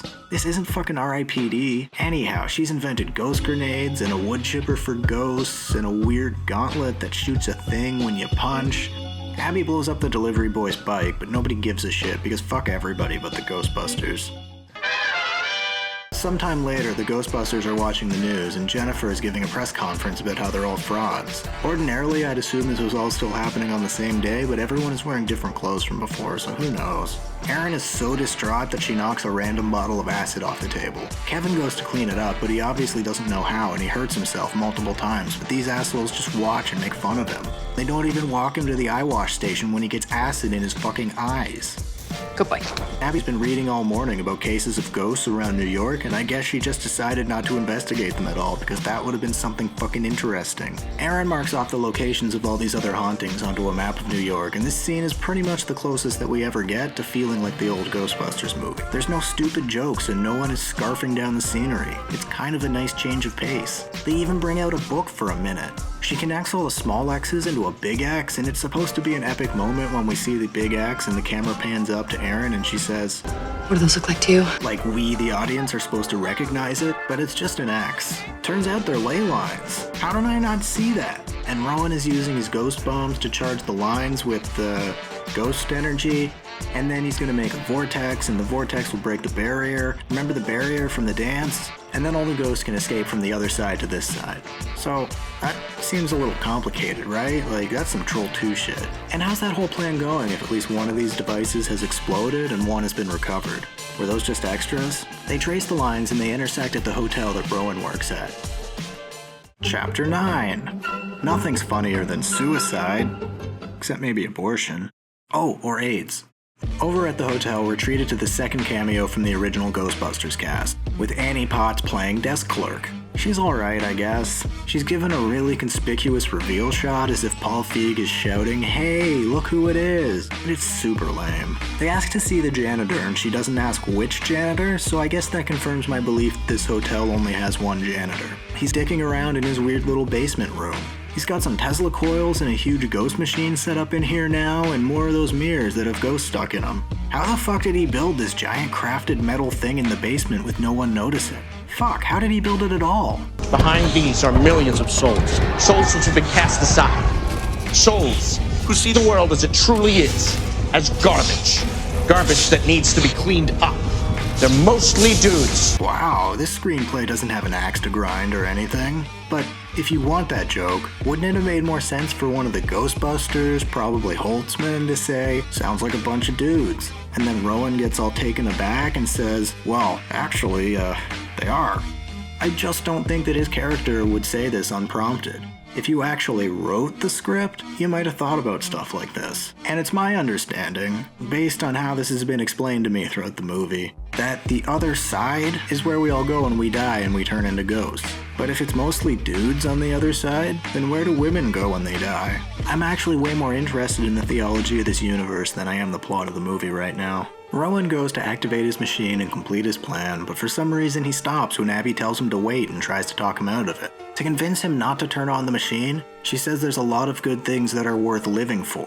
And he does end up committing suicide in a second, and it is a part of his plan. So it doesn't really make a lot of sense for him to be reaching for that front panel right now when he's actually on step 7, Tesla coil suicide. So I can't help but wonder if originally they were supposed to be hilariously talking him out of the suicide attempt, but then in the 11th hour Paul Feig realized that that might have been a bit of a dark turn for the Ghostbusters, so they worked a little magic in the edit booth and we got this scene instead. While negotiating with this guy, the only reasons the Ghostbusters can give him to live are soup and salad. And then Abby threatens him with a lifetime in prison, so guess what? He fucking horrifically kills himself right in front of them by grabbing the Tesla coils. And it's kind of another point in the column that the Ghostbusters aren't qualified qualified to handle this situation and should just leave it to the professionals. The cops show up to get everybody's statements, and they allow the Ghostbusters just to hang out in this active crime scene. Holtzman discovers that Rowan had a copy of Aaron and Abby's book, and it turns out that his technology is really similar to the Ghostbusters technology. I think this might have actually been an interesting concept if we did anything with it, but they kinda just drop it in here, and that's basically the end of it. Well, mission accomplished, ladies. I say we get some drinks and celebrate. You're in awful high spirits for just having witnessed a man electrocuting himself. What the fuck is wrong with you? And what did you accomplish? You just showed up and talked to him for a second and then he killed himself. You didn't do anything. A blogger notices them on the streets and tries to nail them with some gotcha journalism. And since Abby is such a lovable character, why don't you go back to your mother's basement where you live? Which isn't really all that funny to start, but then it turns out that he actually does live with his mother and he's not ashamed of that. So what the fuck are we doing here, movie? And it gets fucking worse because he starts asking Aaron questions. And then he calls her a complete fraud, and I guess that's just her Manchurian Candidate trigger to do something really stupid. Because just like before, she loses all common sense and tries to attack this guy. He says she should go back into therapy, which might not be a bad idea, and she fucking confirms it by punching him in the face, knocking him out. I guess killing Heiss and watching Rowan die just wasn't enough to quench her bloodlust. Somehow someone got a really good picture of it for the paper too. My money's on Spider-Man. Aaron's really bummed that they're getting all this bad press, but maybe you should have thought about that before assaulting a man in the street wearing your uniform. In yet another perfectly timed news report, both of the deans come back to disparage Aaron some more because it's the end of the second act and our characters are supposed to be at their lowest point. But it's her own fucking fault because she gave into a character flaw that she never fixes. So you know what? Good that she's getting all this bad press. With any luck, she might actually learn her lesson. Spoiler alert, she doesn't. At this point, Kevin gets a wild hair up his ass and out of nowhere decides that he wants to be a Ghostbuster too, and I think that might actually be an interesting idea. There's a wealth of comedy to be had with an incompetent Ghostbuster, and it would kind of shake things up a bit to have 5 of them. It's like the easiest and least original thing that you could do to make Ghostbusters seem new. Other than gender flipping it, obviously, but Abby just fucking shuts him down as usual. Aaron sits in bed just taking a break and getting some alone time. It's been a real stressful couple of days, what with the assaulting a guy in the street, right after witnessing a suicide, right after killing that guy. She thumbs through Rowan's copy of the ghost book she wrote. And Rowan's made a lot of weird notes in the columns and schematics for his ghost machines and a reasonably detailed picture of the Aldrich ghost. But why is all this written in here? Why not use a notebook? And how did he know what that ghost was gonna look like? Aaron comes across a picture of Rowan's suicide and oh no, that must mean it was part of his plan all along. And on the very next page there's a 2-page spread of a giant Rowan chasing people down the street. And another 2-page spread after that. You know, there's an awful lot of blank pages in this book, maybe that's why it wasn't selling. Back at the restaurant, there's a knock at the door, and the movie just couldn't resist cramming in a bad joke in the time it takes Abby to walk to the door. Did you guys lose your keys? What did I tell you? Pin it to your bra strap. That's where mine is. And Is it? So do you unbutton your shirt every time you need to get your keys, or what's the story there? How does that work? Is that the joke? She opens the door and no one's there because it was a spoiler alert ghost, but why would a ghost have to knock? It's not a fucking vampire. It wouldn't even need her to open the door because it's a fucking ghost. The light in the hallway goes out, so she runs into the bathroom and locks the door, but that's real bad luck because then the ghost tries to get in through the sink. Am I fucking crazy? Ghosts can walk through walls like Kitty Pryde, right? Or is that Frankenstein's? Anyhow, the amorphous ghost shoots out of the sink and hits her in the face and gets inside her, and in a turn of events that I'm sure surprises no one, it's the ghost of Rowan. He spouts out a bunch of bullshit about his devices and slime starts leaking out of Abby's face, cause I guess that's a hoot. But no one answers the most important question of all. How did Rowan cheat death to come back as a super ghost? We never talk about this, but it seems like something that the Ghostbusters ought to be interested in. Abby starts vomiting up more slime and just making a real mess of the bathroom in general. Enough that it's pouring out the fucking keyhole. Aaron tries to call the others about Rowan's suicide plan, but Abby's busy with slime and the other two are AWOL and nobody has cell phones. Well, I guess if they haven't been paid in over a year and a half. Anyhow, Aaron decides that a reasonable solution to this problem is to crash a lunch that the mayor is having with some vague diplomats that she finds out about on yet another conveniently timed news broadcast. Why would you think this is a good idea? How did you become a fucking doctor? What Mickey Mouse school would even have you? We didn't all go to Gudger College. Some undetermined amount of time later, Patty and Holtzman get back from wherever they were. A sandwich shop, I guess. Abby's still in the bathroom, but Holtzman coaxes her out with a sandwich. I'm assuming it's been hours since we last saw her, because there's not a drop of slime anywhere. She must have cleaned her clothes too, because they're likewise slimeless. Abby's possessed by Rowan now, and he makes the excellent decision to bash up the proton packs with a pipe. Although in retrospect, this event has literally zero consequences and we never mention it again. So maybe it's just not that big a deal. He throws a pipe at Patty and tries to throw Holtzman out the window, and for a split second, I'm praying that this scene ends in a double murder-suicide. But that never happens when you want it to. Holtzman dangles for a while, Patty yells some shit, and Abby gets knocked into stuff until eventually Patty just slaps the ghost right out of her, because I guess exorcisms are actually really easy if you can shout loud enough. Outside, Kevin is still desperately seeking approval from the Ghostbusters, and he's made himself his own uniform and painted up a bike, and given that he's basically mentally handicapped, he's done a really good job. I think we should all give Kevin a round of applause. Unfortunately, Rowan flies into him, and this could be a real problem for our Ghostbusters. This is a man with the body of Chris Hemsworth and the brain of a mad genius. How will they make fun of him to feed their own egos now? And how come Kevin isn't sliming all over the place? Is it because this movie can't have a fucking shred of consistent reality? Luckily, Rowan now knows what Kevin knows, so he can ride the motorcycle, and he rides off into the streets. I guess that means he also now knows all the Ghostbusters' secrets and anything Abby might have known too, but we're never gonna talk about it. Rowan, you big bully! Oh, that is rich coming from you. Chapter 10. I don't know. Ghosts come out and go the fuck around. On the other side of town, we get a parallel to the classic scene in the original where Louis Tully crashes Tavern on the Green and causes a ruckus. Except his is more understandable than what Aaron does here.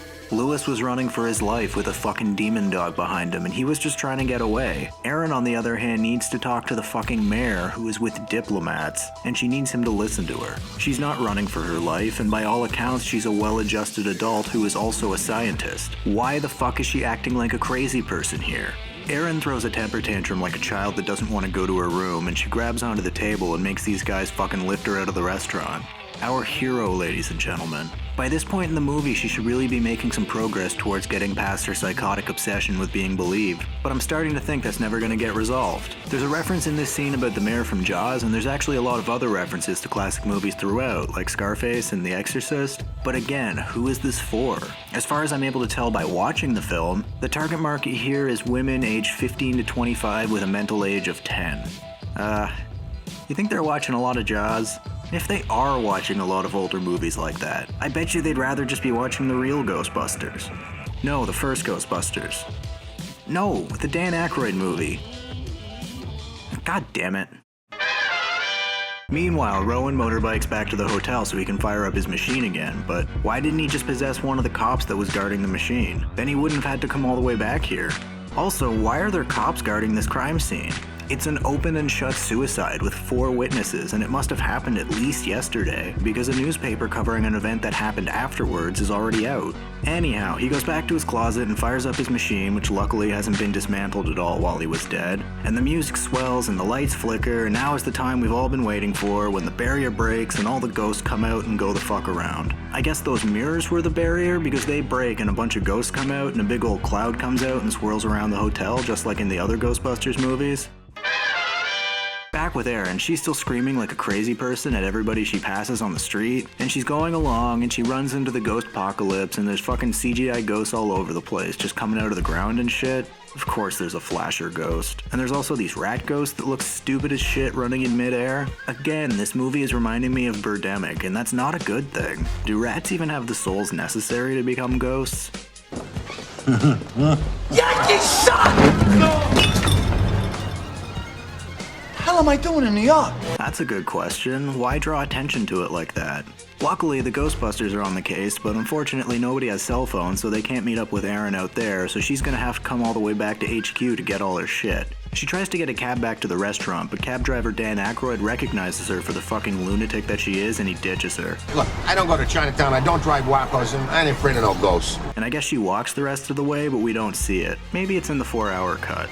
The rest of the Ghostbusters come across Slimer, who just had to be in this movie, and for no reason, he's barricaded the road with 6 hot dog carts. This would have been a lot less stupid if Slimer had been introduced at all in the movie before, or if this ended up being the devil ghost or something, but nope. What the hell is that thing? It's a fucking ghost, you putz. Remember? There's a ghost apocalypse happening. Since these Ghostbusters suck so very much at ghostbusting, they stand idly by and let Slimer steal their car. They don't even draw their proton beams until it's far too late. Don't shoot, the equipment on top of that is basically a nuclear reactor. What? I'm with Abby here. What? What the fuck is basically a nuclear reactor? Either it is or it isn't. And what the fuck is it doing on the roof of your car? Slimer blows right through the hot dog stands and out of the movie for a little while. Why didn't the Ghostbusters just do that? What with all the apocalypse prevention that they've got on the agenda, it might have been an idea not to make a stop.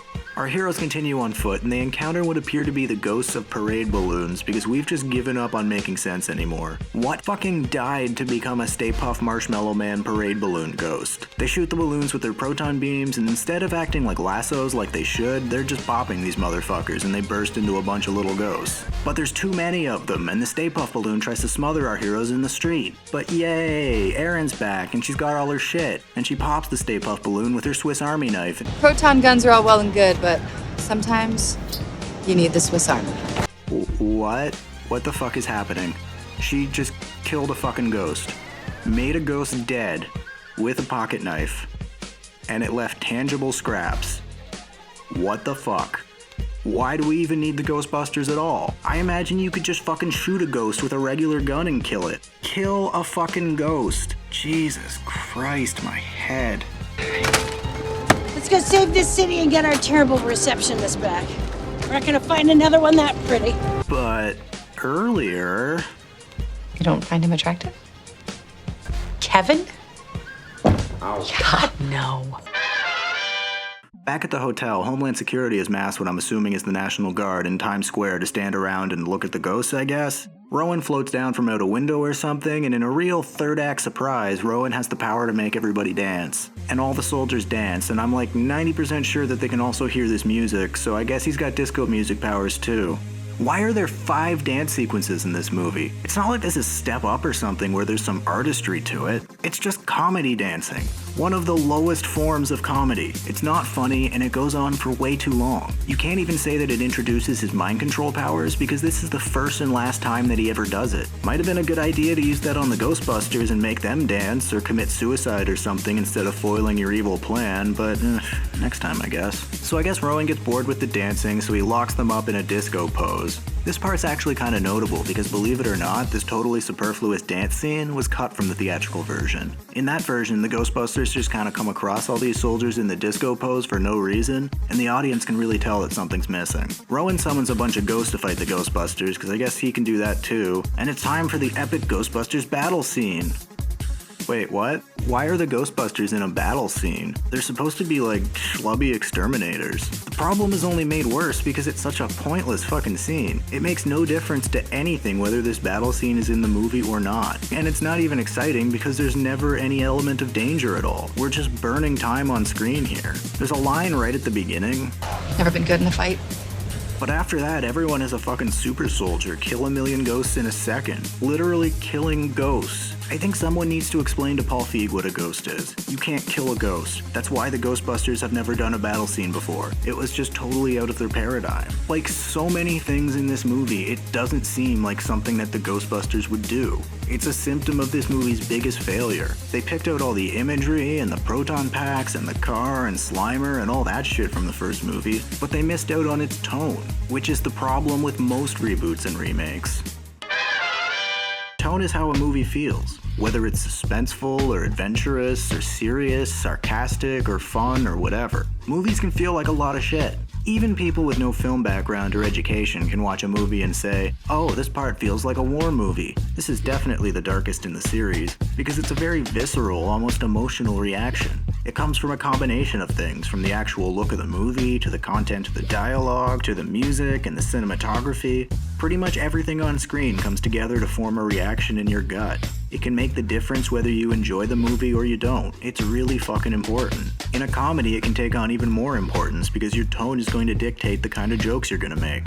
The original felt almost like a horror movie of the time, and it played with that image. It was dark and suspenseful at parts. The comedy wasn't exactly subdued, but it was pretty dry and sarcastic. There wasn't a lot of physical comedy or gross out gags, and I don't think there was any toilet humor, although I'd be happy to watch it again and check. The concept of ghostbusting isn't what made the first movie great, it was the tone and the humor. That's why there's a bunch of other popular comedies with a similar kind of tone and comedic style, but when they tried to bring back Ghostbusters for even just a second round, the world said fucking no.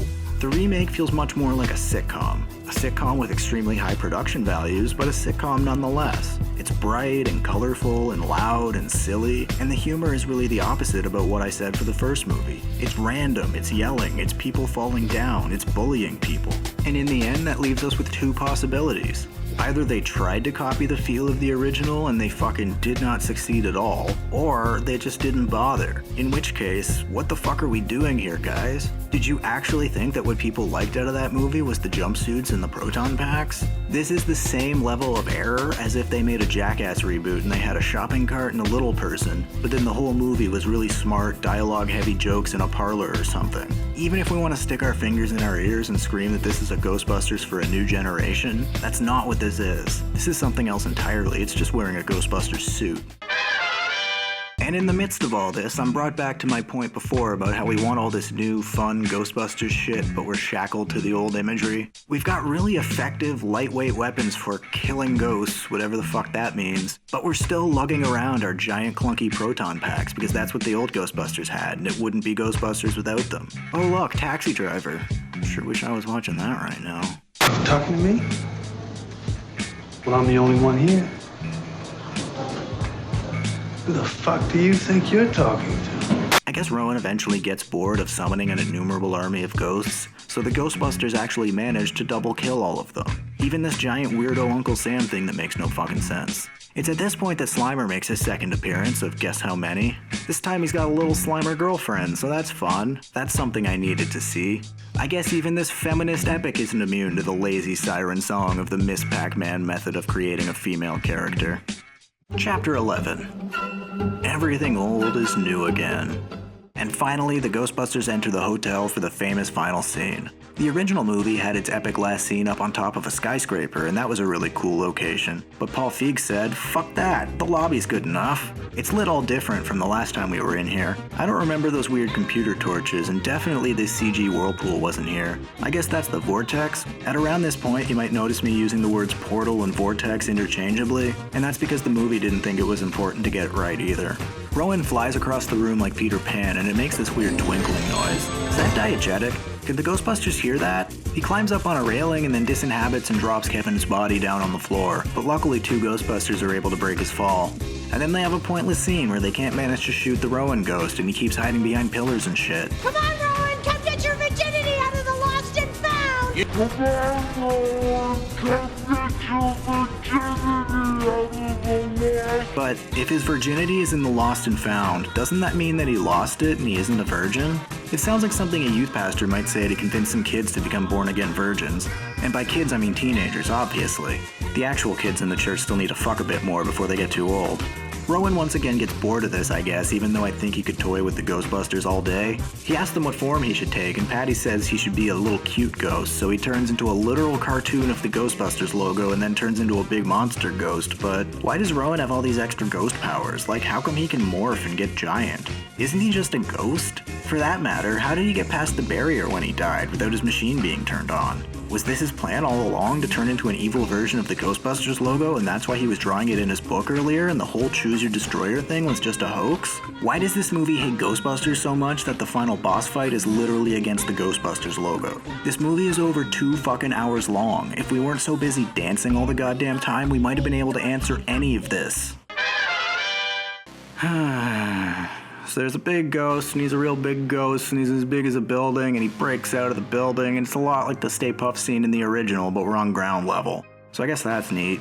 And he's even bigger than Stay Puft, so that means it's even better. I'm not even sure if this thing is a ghost or not. Ordinarily, I'd say he's definitely a ghost, because Rowan was a ghost, and I need just one fucking thing to make sense. But this monster gets damaged by fire and burned, so I don't know. Just for the record, Stay Puft was not a ghost. Gozer, not a ghost. Vinz and Zool, likewise not ghosts. So when they don't follow ghost logic, it's okay. But so far as I'm aware, every single paranormal entity in the 2016 movie is a ghost, so let's maybe have some fucking consistency.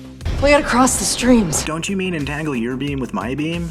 That's the way you said it earlier. This is just a total reference for reference's sake, because even after they run back to the portal and cross the streams, all it manages to do is make the movie longer. It's not enough power. This super dangerous all-or-nothing plan had no consequences either way. Luckily, Slimer and Miss Slimer come back in the ghost car with basically a nuclear reactor strapped to the roof, and I guess somehow that'll be enough power to reverse the portal. We don't need that power harnessed in any specific way or anything, just power in any old form.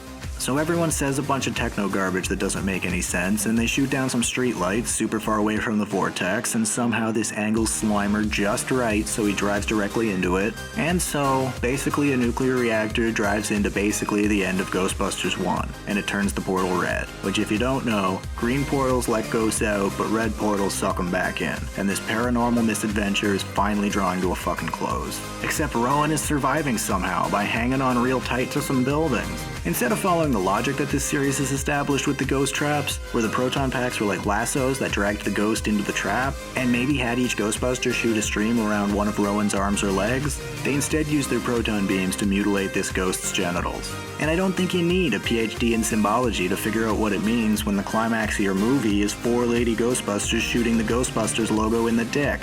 But I digress. The shock and terror of having his ghost dick annihilated by radioactive lasers is enough that he can't hold on anymore, but mostly I'm just shocked that this giant incorporeal monster even had genitals at all. It's lucky that it did, so we would have a weak spot to shoot at though. I mean, Andros didn't have a dick, so you had to wait until he showed you his flashing triangles. It was a bunch of bullshit. If you're thinking that this all sounds like a worse version of the ending from the original Ghostbusters, that's because it is. In the Ganondorf phase of the boss fight, Rowan is nowhere near the screen presence or the gravitas of Gozer. A lot of that has to do with the performance, but a lot of that also has to do with how Gozer was actually kind of built up as a threat and treated as such, and wasn't just a weirdo turned into a dancing joke. And then in the Ganon phase, okay, so the whole point of Stay Puft was that it was this cheery mascot character turned into a terrifying kaiju type thing. The magic was in the juxtaposition. It was funny to see this cartoon thing dropped into a real-ish world and cause carnage. On the other hand here, the giant Rowan ghost is just a big monster, so right off the top we're missing out on that easy joke, especially because he did start out all cute and cartoony, and he kinda just mostly ignores the Ghostbusters once he gets giant. He chases them for a second, but then they duck into an alley and he just ignores them for the rest of his unlife, and they're able to run back to the portal without much difficulty. He just totally falls out of the finale until they shoot him in the dick. Anyhow, Rowan gets sucked into the vortex, but since this movie just can't seem to fucking end, he grabs Abby on the way in. Oh no. I'm happy they finally put a character in actual peril, but holy fuck do I need to see some credits soon. Erin wraps a conveniently placed rope around herself and leaps after Abby into the portal, which for no fucking reason is green on the inside like a reverse watermelon. And she flies in front of the green screen and shoots at Rowan with the thing, and he lets go of Abby, and since the physics in here don't have to make any sense, she floats up to Erin and Erin catches her, and hooray. They have a little moment where they affirm their best friendship, but they've been shown as pretty good friends for like the last hour and a half of this movie, so who gives a shit? Up top, I guess the hotel has randomly put itself back together for no reason, and same with the rest of Times Square. All of that destruction and shit a minute ago had zero consequences, so that's always nice to see. Patty and Holtzman pull Erin and Abby up through the doors of the hotel, because I guess that was easier than an effects shot where they were actually pulling them out of the vortex, but whatever, let's just be happy that the Ghostbusters are alive. Hooray! But oh no, their hair is white. Kevin's back and he's got a sandwich, and of course the Ghostbusters give him shit for going over to the deli instead of helping, but he was possessed and he almost died. And Rowan probably hasn't been feeding him very well all day, so let's cut him some fucking slack. He really wanted to join the Ghostbusters and help, but you fucking told him he couldn't. Abby is such an asshole that she rips the sandwich right out of his hand and throws it away. Someone off camera throws the sandwich back to him, but fucking Abby throws it away again. What the fuck is wrong with you? Kevin asked this off-camera person for some water next, and Abby says Don't give water to this person at ground zero after a major terrorist attack. Again, what the fuck is wrong with you? Our hero, ladies and gentlemen. At least Erin just wants to fuck him. I bet if that was Abby, that psychopath would have tricked this mental incompetent into sex somehow by now. And the Ghostbusters are all mystified that Kevin keeps getting shit thrown to him by an off-camera presence, and ain't that hilarious? But they can fucking see the person that's doing the throwing, even if we can't, so it's fucking stupid. They just seem floored that he can politely ask for things and receive them. Imagine that, Ghostbusters. If you're not horribly obnoxious people, other people might be nice to you. Don't worry, this joke hits the rule of 3 and he gets thrown a muffin as well. Are you a wizard? And this is where the other Ghostbusters movies would have rolled credits, but like a bad reaction to homemade Viagra, this movie just won't fucking quit.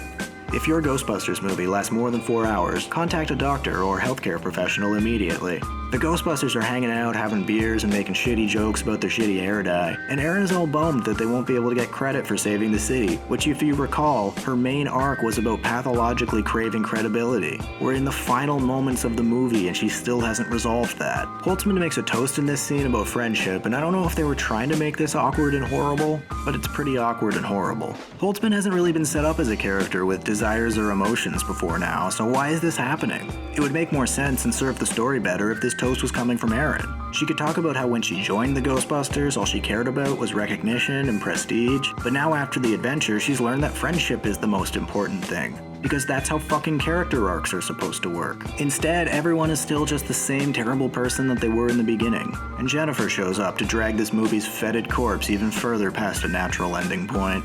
She says the mayor's office wants to fund further research because for the first time in an hour and a half, I guess money is important. Anyhow, the Ghostbusters get the old Ghostbusters firehouse. Yay! And Ernie Hudson shows up as Patty's uncle. Yay!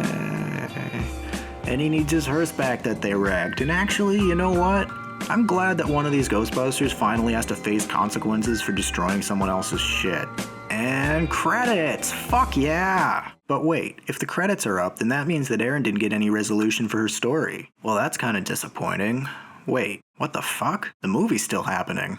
We get another soup joke to bring the grand total up to 3, and I guess this is all happening months after the last scene where we were moving in, because everyone looks fairly established, and Kevin has learned to answer the phone like a human, so that's nice. In between each of these little vignettes, we go back to credits, and I'm thanking God that the movie is over, but then they yank out the floor from under me, and we're back checking in on Holtzman, who's inventing a bunch of new stupid shit, like a bear trap for ghosts. You already have a perfectly functional trap. What the fuck are you even doing? Sigourney Weaver pops out to say hello in this scene as Holtzman's mentor, and she seems basically like Egon. And I can't quite decide if she pissed someone off or bribed them to let her do her cameo in the 4th after the credits scene after everyone's already left the theater. Patty rounds up the Ghostbusters and brings them up on the rooftop so that they can see that the city of New York has lit up their lights to form the words crash and burn across the sides of the buildings, and oh shit, that's the wrong clip. It actually says, "We heart the Ghostbusters." Are you fucking happy, Erin? You don't have to fix your crippling character flaw because now everyone just believes you. Problem fucking solved. Why do we have to wait until after the credits for this resolution? Why wasn't this the final shot before the fade into the credits? Conclusion. Who you gonna call? Someone else. And finally, Ghostbusters has become a ghost. Or maybe I busted it. Whatever the applicable metaphor should be. This was the longest and hardest one for me to write. There's only so many ways that you can say this just wasn't funny, or that doesn't make sense, or Jesus Christ, this is irritating. And other than the general bright, colorful look of the film, those points were really this movie's biggest problems. On a macro level, in terms of construction and plotting, I'd give it maybe a C or a C+. There's some pointless shit and stuff that doesn't make sense, and dropped threads and convenience out the wazoo, and our main character doesn't resolve her plot until after the credits start, but at least for the first act it kinda gets the big picture right. And I think that's largely because the big picture has been copied from Ghostbusters. The missteps and the stupid shit tend to happen when we try to put our own spin on it. It's when you get in close and look at the details or watch a scene play out that it becomes fucking unbearable. It's just incredibly apparent that this movie has completely and utterly missed what made that original film great. And I'm starting to think that's gonna be the thesis statement of this video series. At the end of the day, I really don't think that these were the right actors, writers, or director to bring the Ghostbusters back. And I'm not saying it should have been men or anything like that. I don't know what the right answer is. But it's not this. Maybe we just leave Ghostbusters where we found it and we don't revive it. Well, sometimes that is better. The person you put up there ain't the person that comes back. It may, look like that person, but it ain't that person. But what pisses me off the most about this movie is what it means for other movies. If you want to see more women in action movies or franchise roles, you should hate this movie every bit as much as I do. Paul Feig has given studio execs the perfect excuse to deny any woman-led action movie in the future, especially a gender flip. This movie doesn't deserve a pass for good intentions, it deserves a kick in the ass for fucking up a golden opportunity. This could have been a real watershed moment, but now this movie isn't even getting a sequel, let alone inspiring other franchises to follow in their footsteps. At this point, the only thing we can do is hope that all the Scarlett Johanssons and Emily Blunts and Charlize Therons of the world are badass enough to pick up the pieces.